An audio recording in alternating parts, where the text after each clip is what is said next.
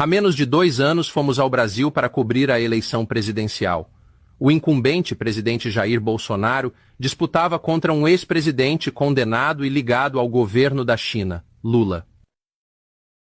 Ao perambular pelo país e visitar suas grandes cidades, percebia-se que, se Lula vencesse, rapidamente o lugar se tornaria um estado policial. As pessoas vão para a cadeia, a democracia acabará, a mídia não poderá relatar honesta e abertamente, e o governo chinês terá influência indevida sobre o Brasil.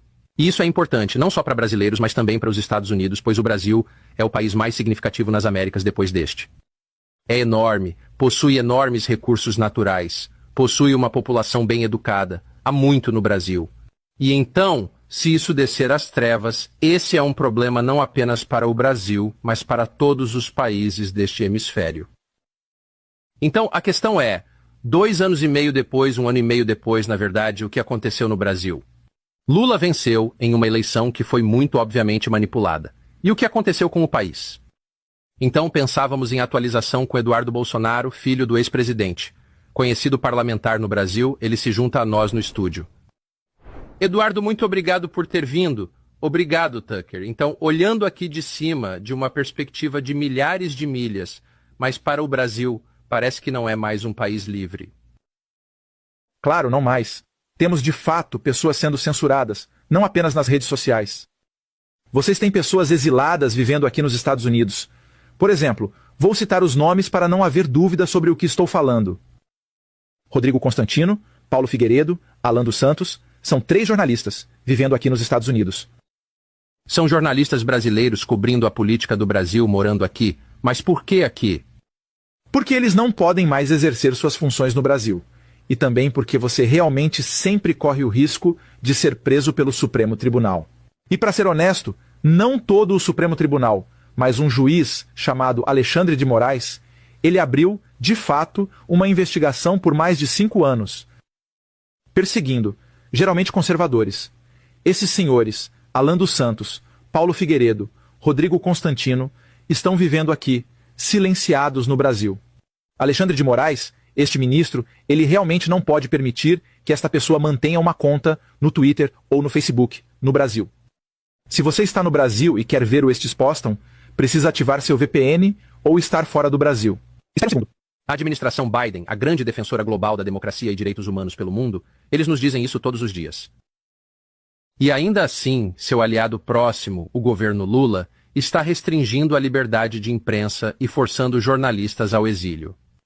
Eles falaram algo sobre isso? O Departamento de Estado dos Estados Unidos reclamou dessas coisas? Nunca ouvi nada a respeito. Mas o que estamos fazendo? Estamos recebendo algum apoio de outros congressistas do Partido Republicano.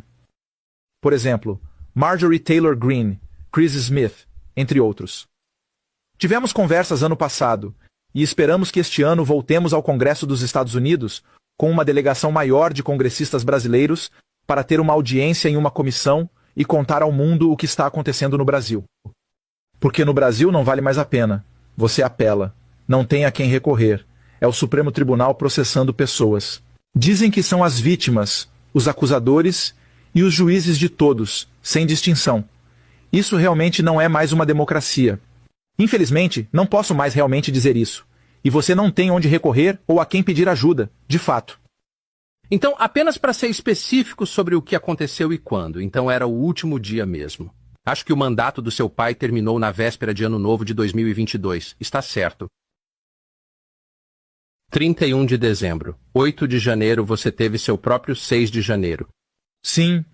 Essa é de fato a desculpa que eles usaram para ir atrás de todo conservador. Então, quase 1 ano depois, no mesmo dia, o governo dos Estados Unidos também estava envolvido, a administração Biden. Você teve uma suposta tentativa de golpe no governo democraticamente eleito do Brasil, o governo Lula, e convenientemente um monte de oponentes políticos do Lula acabaram na cadeia. É resumo justo? Sim, sim. E a coisa engraçada, Tucker, é que eles realmente dizem que foi uma tentativa de golpe. Mas em janeiro, num domingo mesmo, nenhuma arma foi realmente apreendida. Não houve apoio da polícia ou das Forças Armadas. Então, na verdade, foi um protesto que foi longe demais. Não concordo com pessoas quebrando portas do Congresso ou Supremo Tribunal, seja lá o que for. Mas essas pessoas agora estão recebendo punições de 17 anos de prisão. Se você se cometer, 17 anos por protestar. E deixe-me dizer, está claro que a eleição foi roubada pelo governo Lula. É justo afirmar. De fora pareceu roubado. Eu tenho a minha opinião. É um tema sensível. Eu sei disso. Devo ter cuidado com as palavras. Mas o que posso dizer é... Por que cuidar das palavras? Um congressista está preso agora por fazer um vídeo, Tucker. Fez vídeo com palavrões sobre STF. Este homem congressista está preso condenado a 9 anos. Seu nome é Daniel Silveira. Espere. Ele está preso por criticar o Supremo Tribunal? Sim. Não só criticou. Usou palavras ruins. É verdade. Eu nunca faria um vídeo assim. Imagine, eu não sei... Como assim palavras ruins? Ele ameaçou violência? Como posso realmente expressar isso? Xingamentos aos ministros. Sua mãe é isso e aquilo. Você tem permissão para xingar quem está no poder em um país livre, não? Sim, sim. Onde você tem a primeira emenda respeitada, sim. Mas no Brasil, temos alguns artigos dentro da Constituição que garantem para senadores e deputados como eu que você não receba nenhum tipo de punição sobre o que você fala. É assim, nós temos a liberdade de expressão no Brasil para todos, pela Constituição. Mas vai além para congressistas, pois não podemos ser punidos por nossas palavras, votos ou algo dito. Mas como este parlamentar realmente está na prisão agora, e as coisas estão piorando. Tudo bem, me desculpe. Continuo te interrompendo, mas estou impressionado com alguém criticando o governo e indo para a prisão. Eu sei que é impressionante. Obviamente não é um país livre apenas com base nisso, mas eu disse que era muito óbvio realmente da nossa perspectiva dos Estados Unidos. Perspectiva que sua eleição foi manipulada com a ajuda da CIA. Essa foi a minha conclusão. Há um artigo muito bom no Financial Times falando sobre a ajuda dos Estados Unidos para garantir a democracia no Brasil. E por garantir a democracia, eles estariam garantindo a eleição do candidato de esquerda. Sim. Sim. E o fato é que há tanto poder que o establishment exerceu, por exemplo, para evitar as emendas de voto impresso que tentamos, para tentar aprovar em 2021. O Tribunal Eleitoral organiza e julga as eleições no Brasil. Por que alguém do Tribunal Superior Eleitoral, como o seu presidente, ministro Barroso, veio ao Congresso e conversou com 11 líderes partidários, dizendo para eles não aprovarem a emenda do voto impresso? Por que alguém trabalha para não ter mais transparência na eleição? É estranho. Mas como Tucker, na minha posição, posso dizer-lhe, não posso acusar que as eleições foram fraudadas, mas de fato, eles também não podem provar que não foram. Ok. Só para ficar claro, em um país livre pode ter qualquer opinião sobre eleição porque é cidadão, certo? No Brasil, consideram isso crime. Então seria crime dizer, sim, a eleição foi roubada. Sim, poderia sofrer muito no Brasil se voltasse. Mesmo sabendo de fato que a CIA estava interferindo no processo democrático no Brasil, estava desempenhando um papel na eleição. Sim, sim.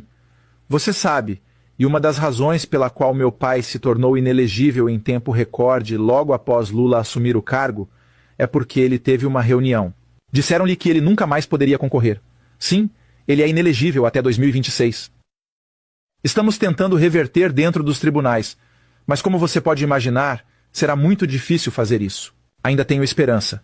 De qualquer forma, foi considerado inelegível por ter reunião com embaixadores, onde discutiu o sistema eleitoral no Brasil, suas funções e criticou pontos. Coisa normal.